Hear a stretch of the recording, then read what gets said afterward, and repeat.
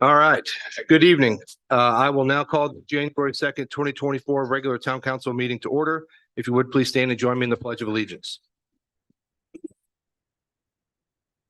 Pledge allegiance to the flag of the United States of America, to the republic which stands one nation under God, indivisible, with liberty and justice for all.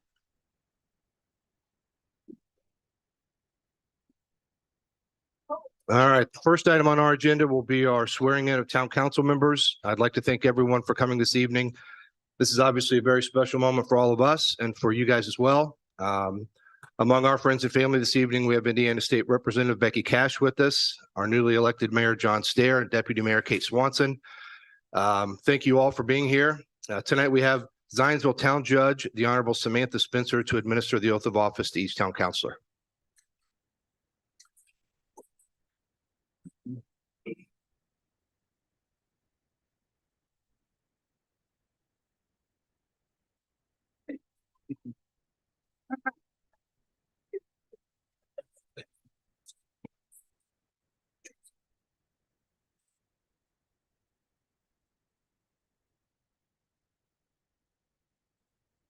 My honor tonight to administer the town council.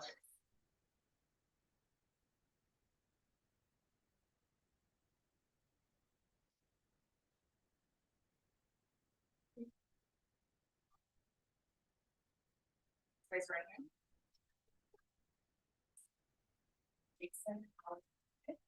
Jason Allen Plunkett, Do solemnly swear do solemnly swear that I will support the Constitution of the United States that I will support the Constitution of the United States and the Constitution of the State of Indiana, and the Constitution of the State of Indiana, and that I will faithfully, impartially, and diligently faithfully, impartially, and diligently discharge the duties discharge the duties of the office of the office of Zionsville Town Council Member, District 2, of Zionsville Town Council Member District 2, according to the law and to the best of my ability. according to the law and to the best of my ability.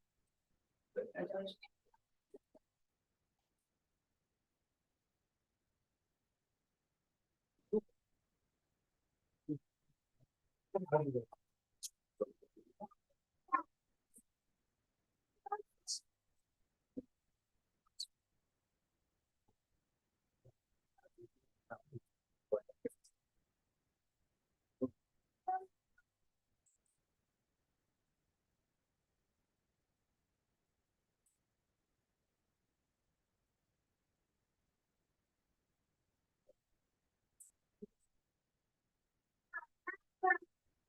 Raise your right hand. I, Roger Wood, support the Constitution of the United States and the Constitution of the State of Indiana, Constitution of the State of Indiana, and that I will faithfully, impartially, and diligently that I will faithfully, impartially, and diligently discharge the duties discharge the duties of the office of Zionsville Town Council Member, District 5, of the office of Zionsville Town Council District 5, according to the law according to the law and to the best of my ability. and to the best of my ability.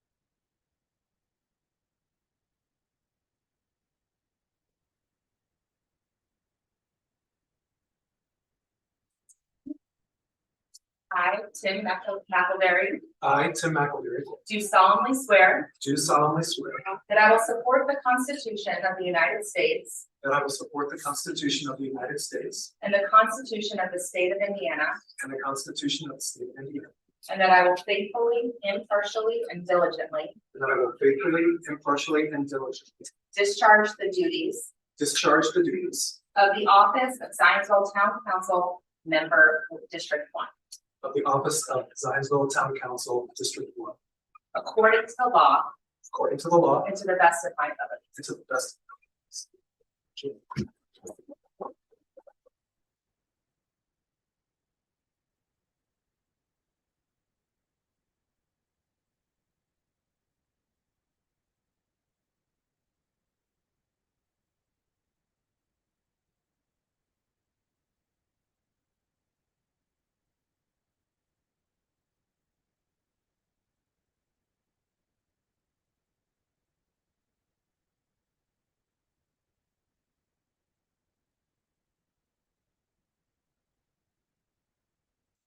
Raise your right hand. I, Evan Norris, I, Evan Norris, do solemnly swear do solemnly swear that I will support the Constitution of the United States that I will support the Constitution of the United States and the Constitution of the State of Indiana, and the Constitution of the State of Indiana, and that I will faithfully, impartially, and diligently that I will faithfully, impartially, and diligently discharge the duties discharge the duties of the office of Zionsville Town Council of the office of Zionsville Town Council according to the law according to the law and to the best of my ability. and to the best of my ability.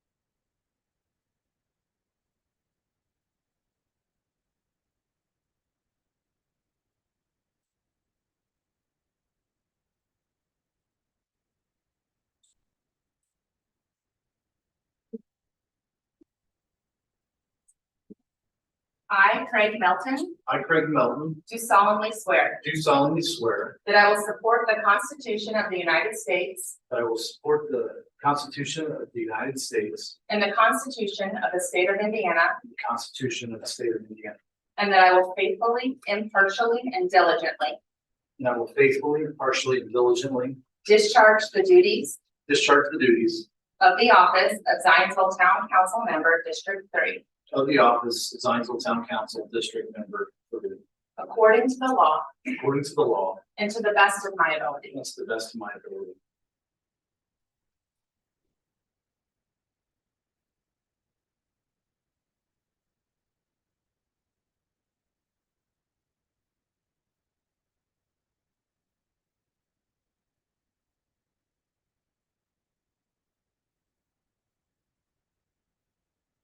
I, Sarah Esterline Sampson, do solemnly swear that I will support the Constitution of the United States and the Constitution of the State of Indiana, and that I will faithfully, impartially, and diligently discharge the duties of the office of Zionsville Town Council Member, District 4, according to the law and to the best of my ability.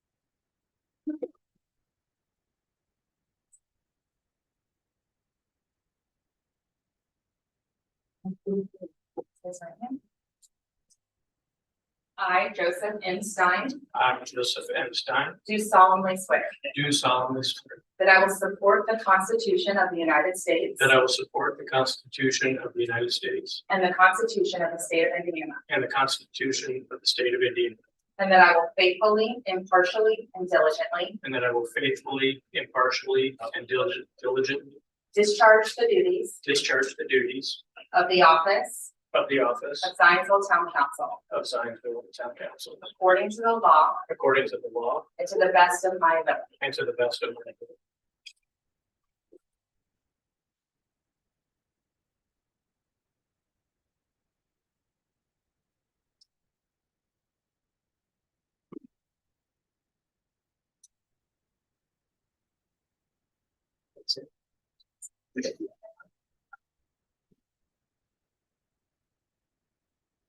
Thank you, Judge Spencer.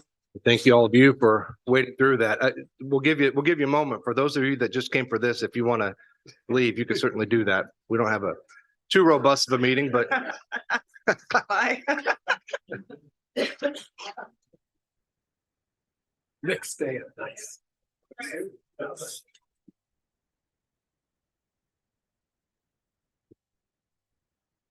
I know.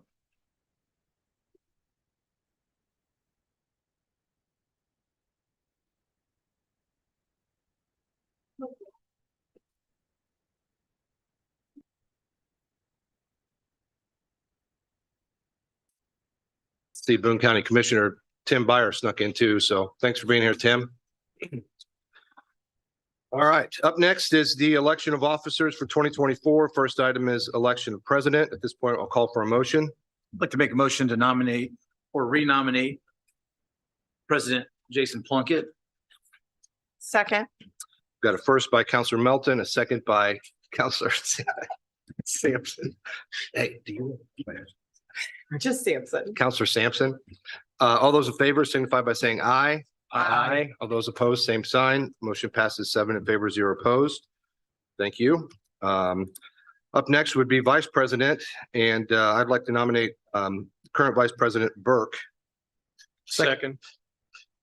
I got a second by Counselor Stein. Sure. All those in favor signify by saying aye. Aye. Aye. All those opposed, same sign. Motion passes 7 in favor, 0 opposed. All right.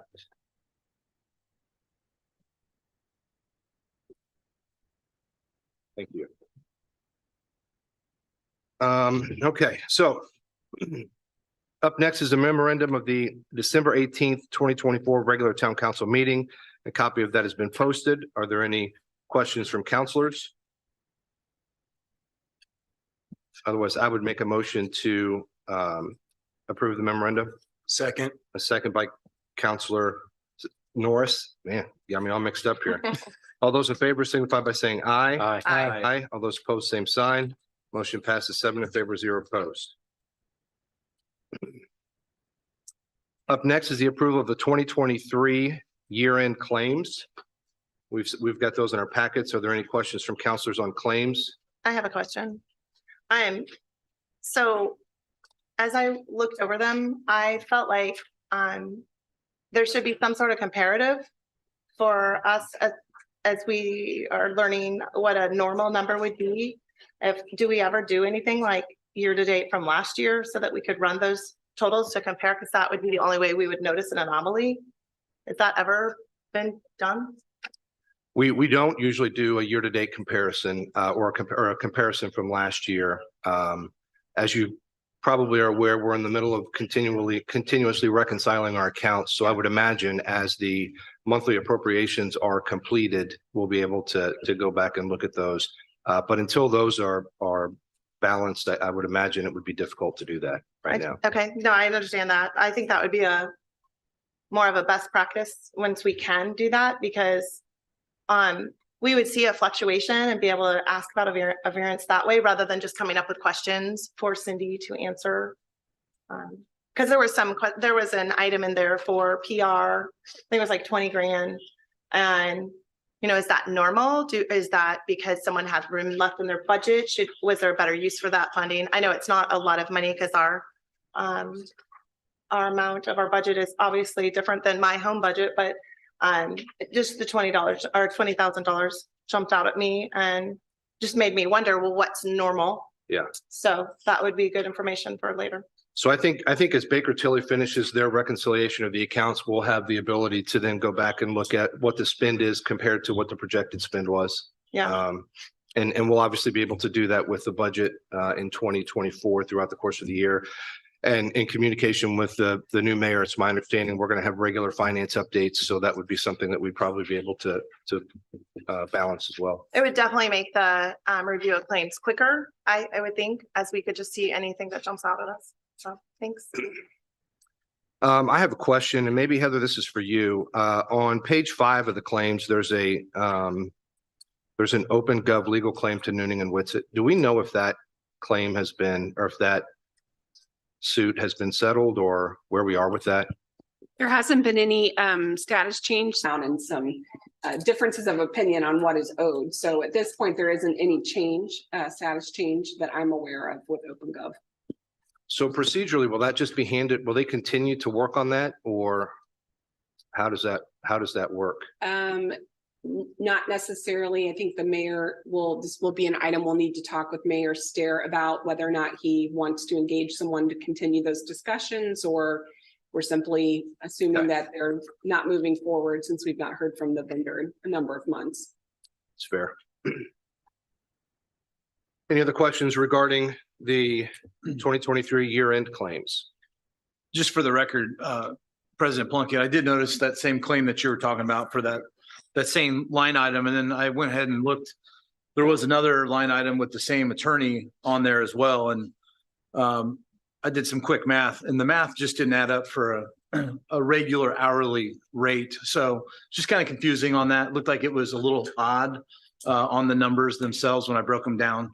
So just throwing that out there on that particular claim that you brought up. There was another charge, and I think that had to do with another detail. I don't have it in front of me, but it was, again, when I did quick math, it's just interesting how the hourly rate changed. So Is that Whitstick and Nooning? it is Whitstick and Nooning again, Okay. yes. Any other questions for counselors or comments? Otherwise, I would make a motion to approve the 2023 year-end claims. Second. Second by Counselor Melton. All those in favor signify by saying aye. Aye. Aye. All those opposed, same sign. Motion passes 7 in favor, 0 opposed. Up next would be the approval of the January 2, 2024 claims. I did not have any questions on those. There weren't very many, so. Any questions from counselors? Otherwise, I would entertain a motion. Move to adopt. Got a first from Vice President Burke, Second. second from Counselor McElderry. All those in favor signify by saying aye. Aye. All those opposed, same sign. Motion passes 7 in favor, 0 opposed. Up next, we have Gene Thompson, the Lions Park Director, for a couple minutes. Thank you, Mr. President. I'm a little confused. I thought the kids were all here to hear about when the egg hunt started in April. So, Gene Thompson, Zionsville Lions Park Corporation. Wanted to give you just a brief update. There's a couple of things you dealt with as it relates to the park during the last 2 meetings, I believe, or 3 meetings. But I wanted to give you a little background first.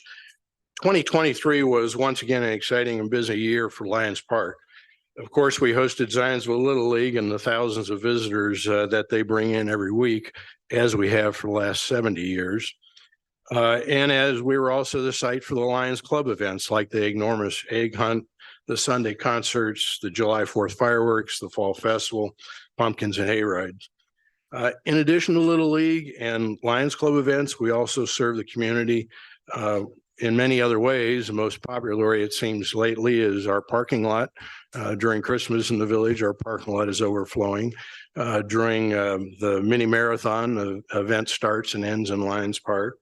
And the Boy Scouts sell their Christmas trees in Lions Park every year. Throughout the year, we have many other events too.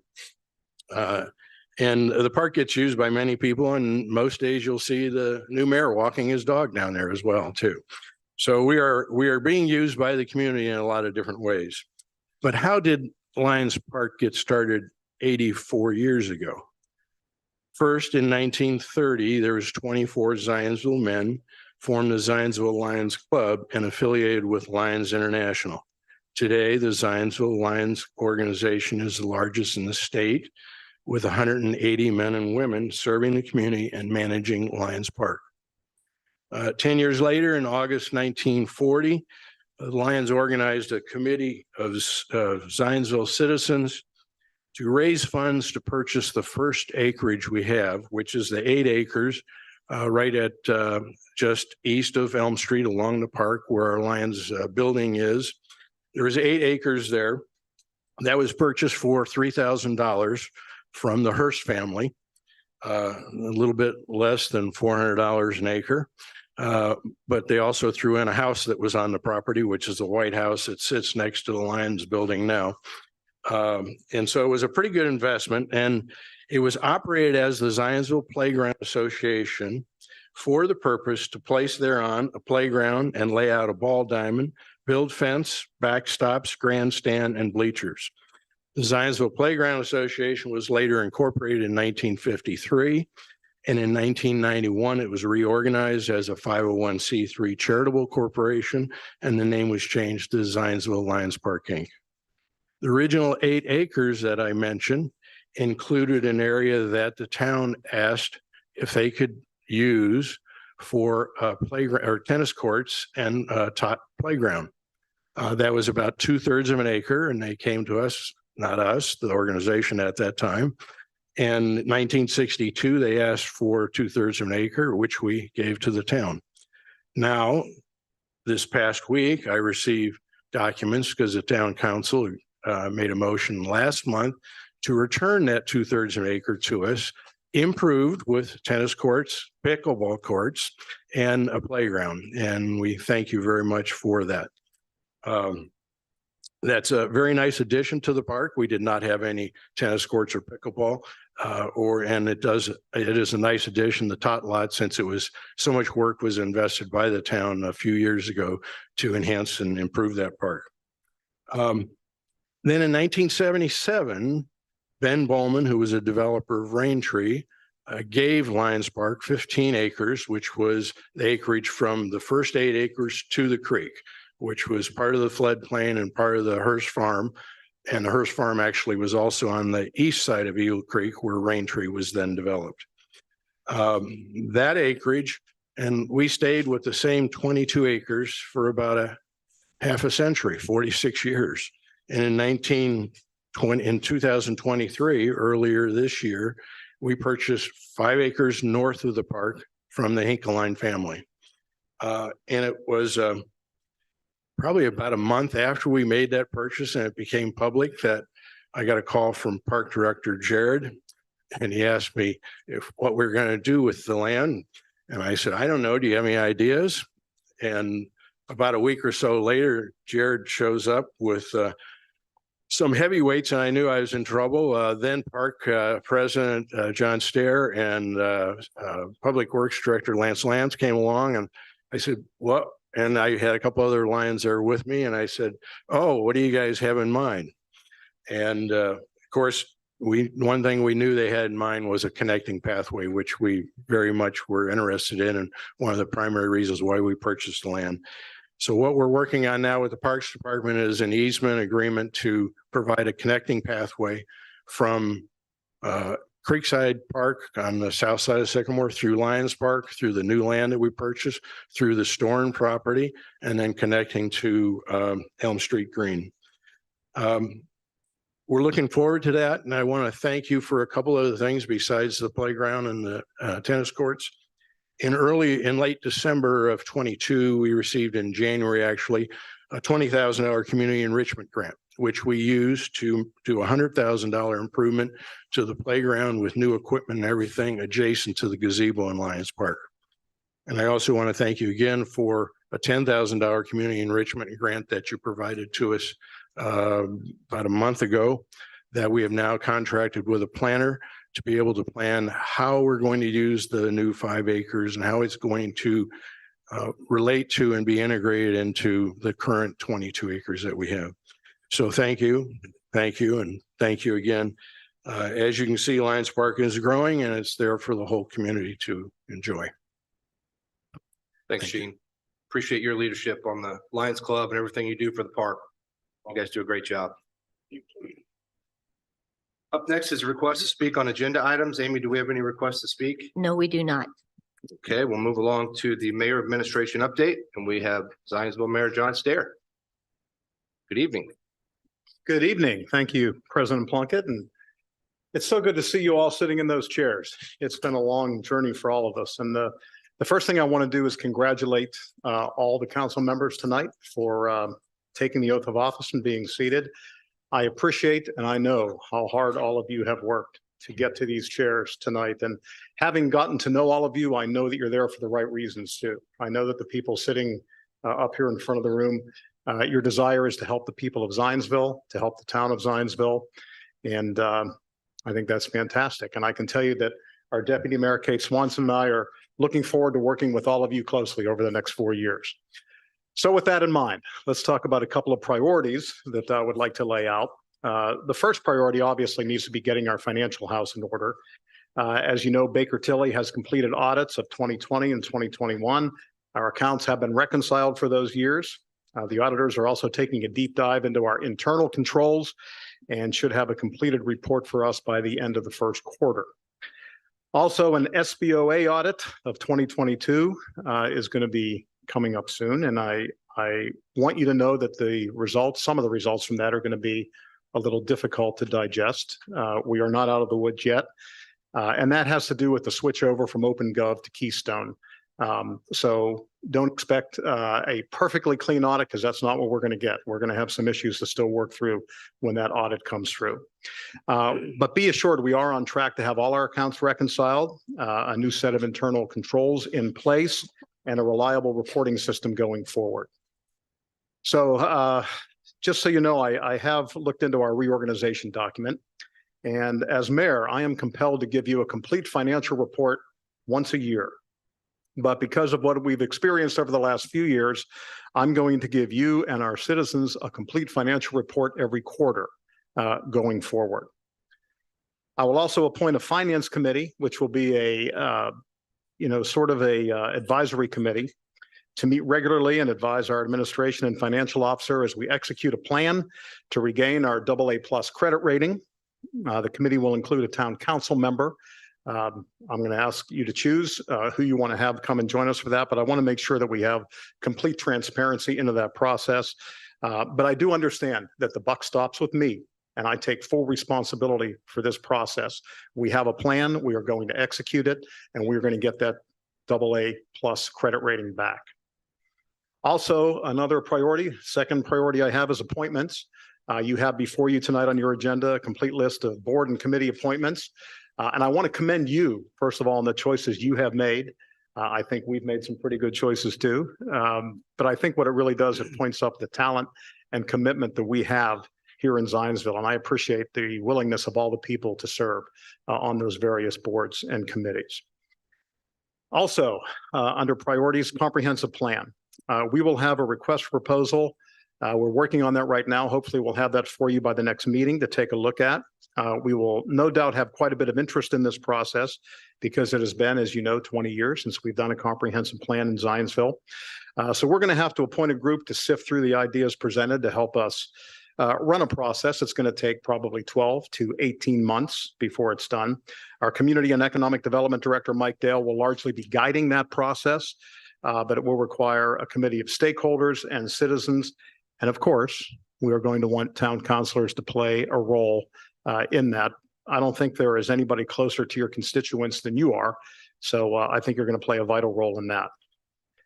I am counting on you to be actively engaged, not just in the overarching theme of the comprehensive plan, but the various subcommittees that are going to go out into different areas and deal with very specific areas of our town, such as the school community, the business community, and our more rural areas. We've been calling them Union and Perry Township. I'd like to start calling them East Zionsville and West Zionsville, because we're all Zionsville and we need to come together under the same banner. Collaboration. This is something that I think is important in any walk of life, and particularly what we're doing here. I will always do my best to communicate with you, and I'd like to ask you, both as individuals and a group, to do the same, coming back the other way. Let me know your priorities and the priorities of your constituents. Again, I don't think anybody is closer to your constituents than you are. So I'm going to rely on you for that type of information so we can do the most good for the most people in Zionsville. I think we always need to remember that we are elected to serve our town, and none of us has a lifetime appointment. And I intend to try to always keep the people at the center of everything I do. And I trust that you'll be doing the same. So with that, I want to say I look forward to working with each and every one of you to make 2024 a great year for Zionsville, and 2025 through 2027 as well. We have a ways to go together, and I'm looking forward to the journey. So are there any questions I might answer for you, or any comments that you'd like to make? Appreciate you being here, John, and looking forward to the next 4 years. Thank you. Yeah, I certainly appreciate, obviously, congratulations to you as well. And I appreciate you being here, giving the updates, communicating to the public. It's a refreshing change of pace. So thank you. My pleasure. The inauguration was very well done yesterday as well. Had a great time. Thank you. Congratulations. All right. Well, thank you very much. Thank you. And I look forward to, what, you're gonna do this again in 2 weeks? 2 weeks. All right, I'll be here. See you Thanks.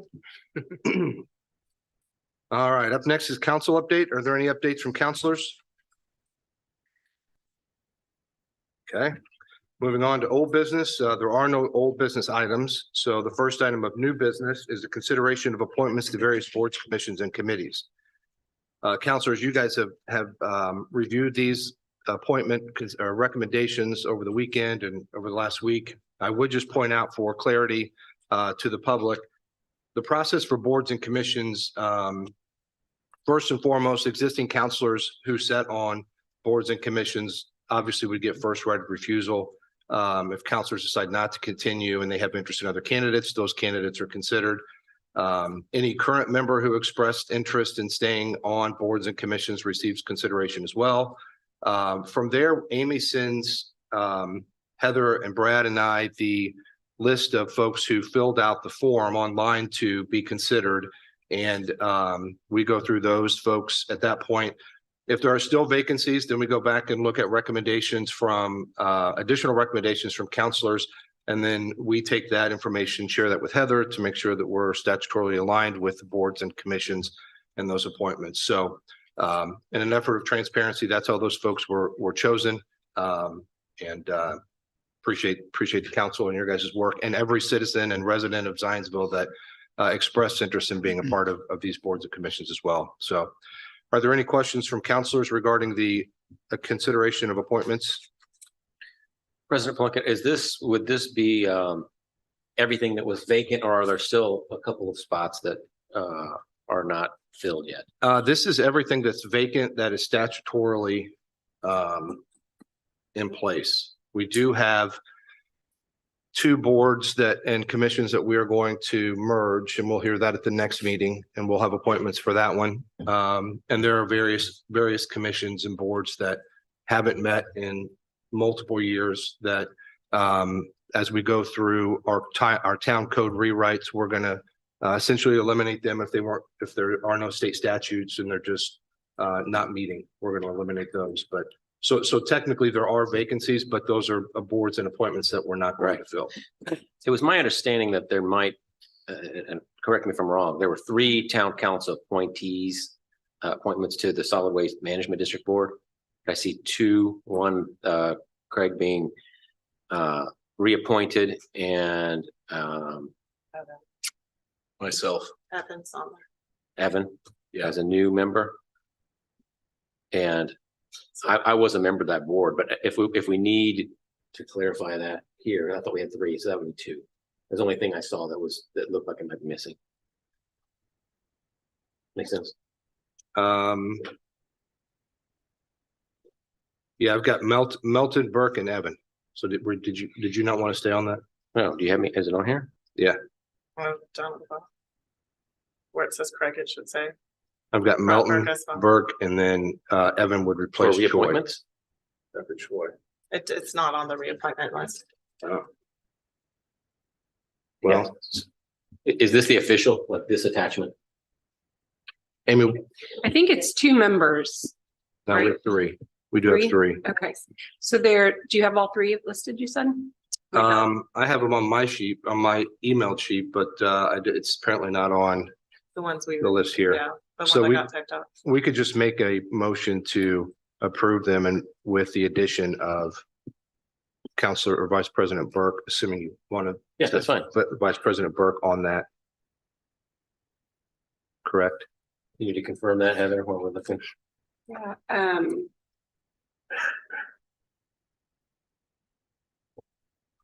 we received an extra spot on that board 3 years ago with the census information. Because we're the largest municipality in the county, we received an extra spot.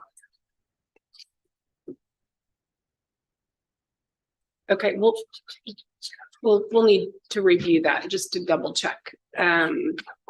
It's a 7-member board, right? Total 7-member board. 2 members come from the county executive. I'm trying to do quick math. 1 member from the county fiscal body. So that's 3. One member who's the executive of the municipality having the largest population, if that municipality is a city, or appointed from the membership of the legislative body of the town. So that'd be Zionsville 4, right? One member appointed of the legislative body of the municipality with the largest population in the county, 5. One member who is the executive of city, that's Lebanon. A member of the legislative body that is not the municipality having the largest population. So I'll just need to double check and make sure we've got the right appointment structure here. We could probably just move to appoint these as is, and if we have to add an addition, we could do that following meeting. That's appropriate. I just can't do that. Well, what we have is Evan, so you wouldn't be on that. That's fine. If there's not another vacancy, then I'm happy to. Yeah, I'm 90% sure there is. Well, I shouldn't say 90%. I know there is because I was on the board when we got it. So, but we can approve them as is and then go back and modify that at the next meeting if we need to. So, the only question: are we approving the mayoral appointments as well, or was that just FYI? Yeah, I had that question. It's just an FYI. That's what I mayor appoints. Well, while we have John here, could I just have one point of clarification on the mayoral reappointments? The third bullet down has I think 7 people's names, and it doesn't say who they're being appointed. It's Amanda Rubeck, Kara Weber, Erica Carpenter, Tammy Kelly, Patricia McCarthy, and Erica Piquel, and then it doesn't say what they're being reappointed to.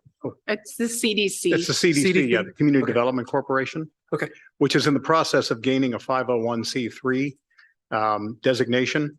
So it will become self-appointing at some point in 2024 if they get that designation as they hope. Great. Thank you so much. You're welcome.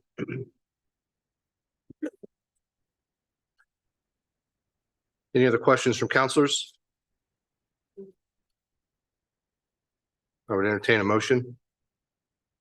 I make a motion to approve the town council appointments to various boards, commissions, and committees. Second.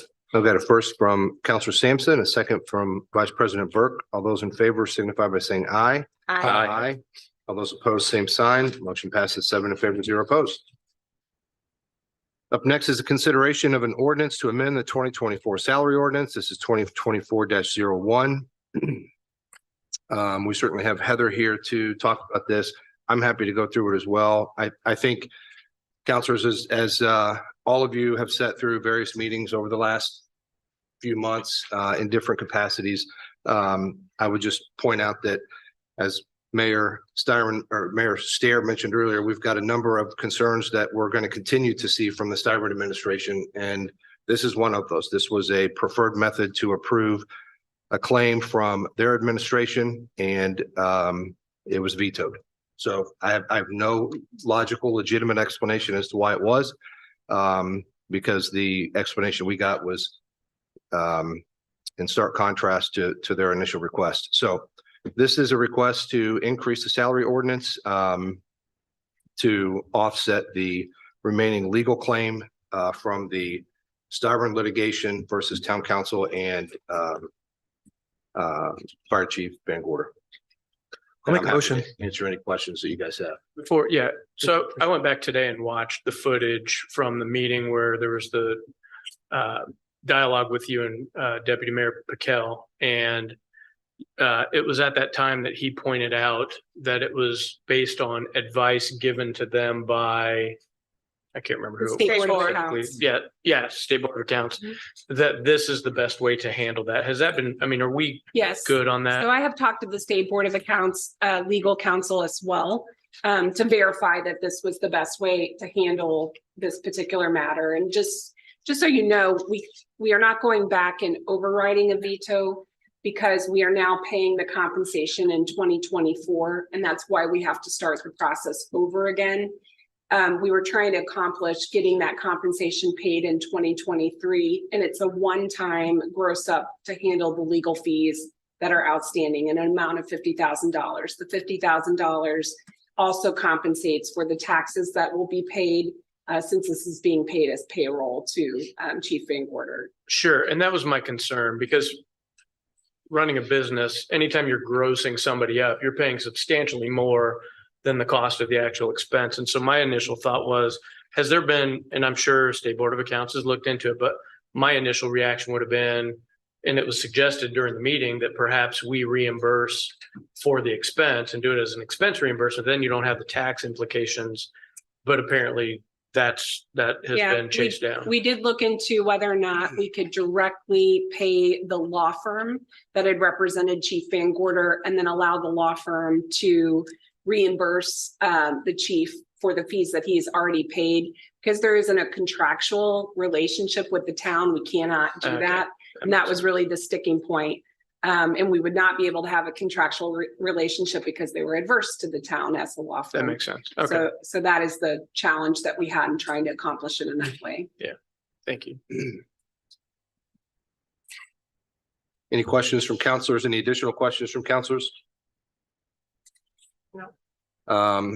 Having none, I would make a motion to introduce ordinance 2024-01 on first reading. Second. I got a second from Counselor Norris. All those in favor signify by saying aye. Aye. All those opposed, same sign. Motion passes 7 in favor, 0 opposed. Counselors, occasionally will come across a scenario where we would consider suspending the rules to pass an ordinance on first reading. I would like to do that for this particular scenario so we can get this over with and move beyond it.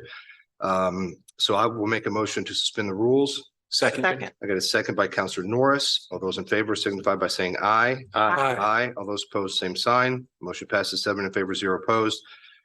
So I will then make a motion to adopt ordinance 2024-01 on first reading. Final reading. Well, this is first reading, but I get, first reading, final reading. Second. Second from Counselor Sampson.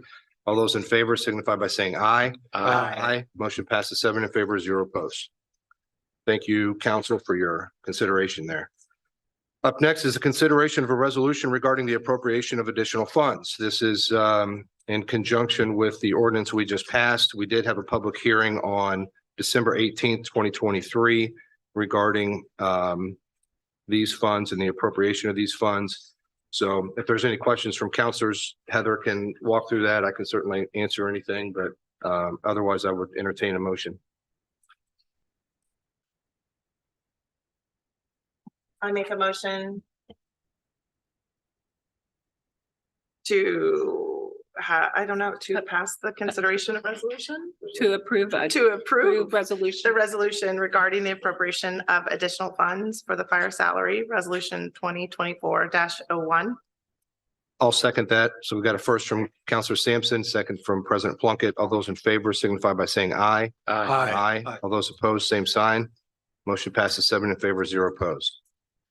Up next, we have a consideration of a resolution adopting the 2023 Boone County Multi-Hazard Mitigation Plan. This is resolution 2024-02.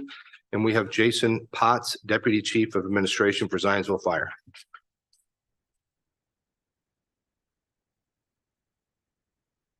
Good evening. Good evening. I respectfully ask your consideration to adopt this resolution supporting the 2023 Boone County Multi-Hazard Mitigation Plan. This plan serves as a guide for the county's assessment of hazards, vulnerabilities, and risks. It also aids the county, cities, and towns in protecting against, responding to, and recovering from disasters that may threaten the community's economic, social, and environmental well-being. This plan documents historical disasters, assesses probabilistic disasters, and assesses specific strategies to mitigate the potential impacts of these disasters.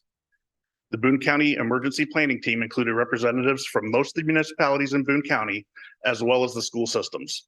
Myself, Captain Kleiken from ZPD, and Superintendent Lance from DPW met several times with the team in 2023 and participated in the plan update process. This plan has been approved by FEMA, and Town Council adopting this plan allows us to be eligible for FEMA funding. Director Mike Martin, Deputy Director Russ Doolin, and Rachel Hansen from Boone County Emergency Management Agency are also in attendance tonight and can assist with any questions that you may have. Only question I had about this was why we didn't have something before. We did. The plan itself is one that we update every 5 years.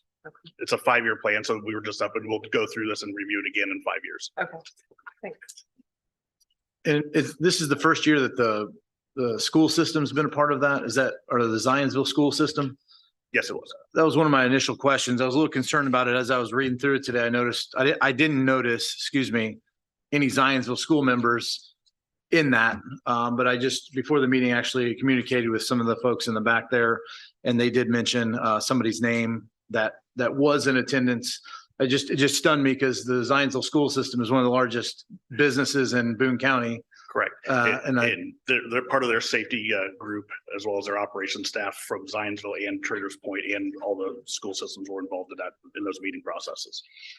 Fantastic. I did have a question about it. So I read through it kind of quickly, but I tried to hit on some things.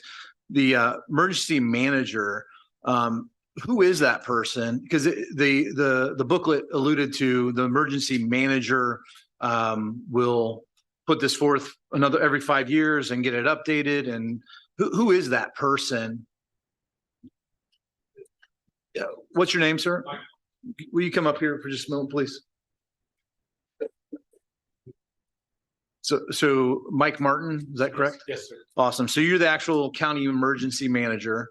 Yes. And I guess my next question was, how are you appointed, or how are you given that position?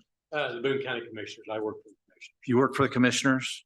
It's appointed every year, And how long have you been in that position? 27 years. Well, I appreciate your service in that position, and I can imagine it's a pretty heavy lift preparing for the worst. And I think that's pretty important. So I do appreciate that, and I appreciate you answering some of these questions. One other question is that, and this may be more FEMA related, I'm not sure. It sounds like this plan is compliant with Disaster Mitigation Act of the year 2000. I mean, right after the year 2000, we were attacked on 9/11. I'm just curious, and that's a little different than natural disaster, but it was a disaster. Has there been an update to that act, the Disaster Mitigation Act, since the year 2000? Has there been some any kind of updates to that, or we're going back, because that's 23 years ago? They've been upgrading all the time, and like this time we added the schools, they're adding more infrastructure and other businesses, and like you say, Zionsville is the biggest business you probably have in Zionsville, so they're finally recognizing that, and we're planning for those disasters also. To me, I think we need to look at that and see, are we really comparing to the year 2000? And this is, again, more of a federal plan. And I think our state rep just left, but I just noticed that, and it was associated with the year 2000. Then I started thinking about 9/11 and the things that occurred after the year 2000. One of the things with this, counselors, there's kind of a triad of plans with counties, including the town of Zionsville, that kind of make this happen. This all hazard disaster mitigation plan is really the historical data and the study and the data part of it. We couple that with the Zionsville emergency preparedness plan and the county emergency mitigation plan together. And that really goes to, we have the data, we know what to expect. It's really a full planning, and then how we're going to execute the plan in the future when you put all those things together. We have a county emergency plan also that you folks sign off on. It's every 5 years in the county plan. It's 5 years on the county plan also. And they, we have to get it through all the organizations to make sure, you still have your own emergency plans, but if you get past your resources where you need stuff outside of what Zionsville can do, where we bring either county equipment in or state or federal, that's where the county plan goes in, and it gets approved by FEMA. And like this year, we had to do they didn't accept the plan the first time. We had to make some corrections that they added that was not in the plan 5 years ago. Who funded the creation of this plan? It's funded by FEMA, and how it was a matching type grant. So with all the folks on there, had to keep track of their hours, and that's how we funded the thing, with all the people's time and hours of research. And some places had to go deep further in there. The only thing that we did find out that Traders Point is not going to be included in this plan because it's a private school.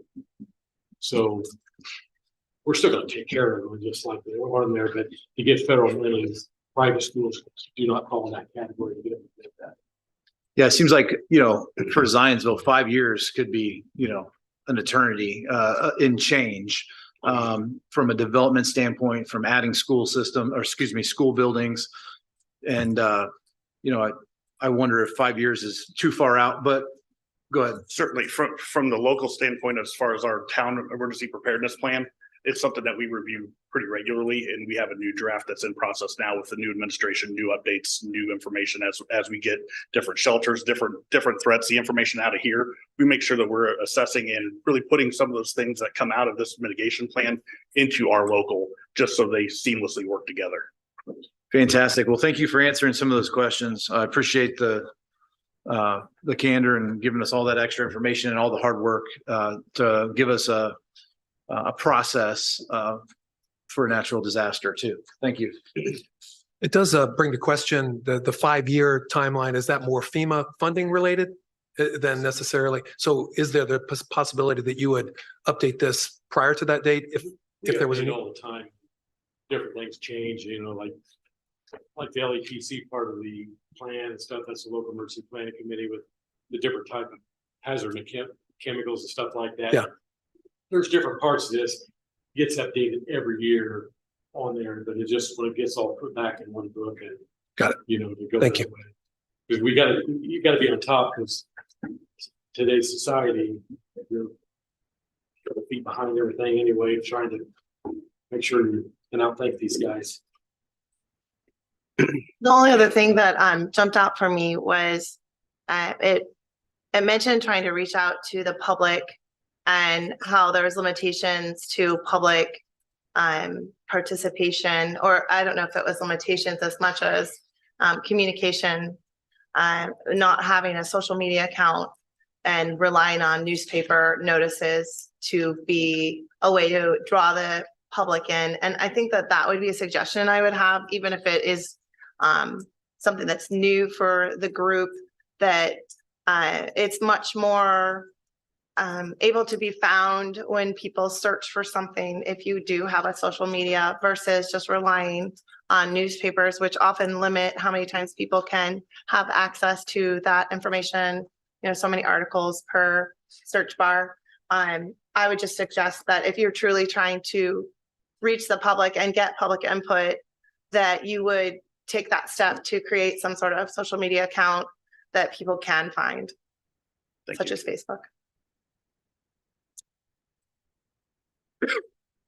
Are there any other questions or anything else from counselors? This is certainly a robust plan. I appreciate you guys putting this together and bringing it to us. This is pretty informative for sure. So questions, comments? Otherwise, I would entertain a motion. I'd like to make a motion to approve resolution 2024-02. Second. I got a first from Counselor Melton. Is that Evan? No, second if you need me to. Second from Counselor Sampson. All those in favor signify by saying aye. Aye. All those opposed, same sign. Motion passes 7 in favor, 0 opposed. Up next on the agenda is other matters. I will just take this time real quick to say thank you to Amy and to Amanda Vela for putting together the certificates that we all have with our oath of office. Those are, I think that's really neat and something that we're going to be able to hang on to for a long time. I'm looking forward to serving with this council. This is my second time coming into a new council, so to speak. So, this is going to be a lot of fun, and I look forward to the next 4 years. So congratulations to all of you. Thanks. Thank you. Well, let me thank Jason Plunkett for making this special. I know I've been through one other that didn't feel like this, and so I appreciate you, everything that you did, from the photography to inviting families to having Judge Spencer here, the individual swearing in. It just really felt very special for everybody. I know you were the person who made that happen, so thank you. Yeah, thank you, Jason. All right. Anything else? Otherwise, I would entertain a motion to adjourn. I'll make a motion to adjourn. Second. I got a first from Counselor Norris. Was that? Who else said that? Joe Stein. Second from Counselor Stein. All those in favor signify by saying aye. Aye. Aye. All those opposed, same sign. Motion passes 7 in favor, 0 opposed. The next regular town council meeting is scheduled for Tuesday, January 16th, 2024 at 7:30 a.m. in the Zionsville Town Hall Council Chambers.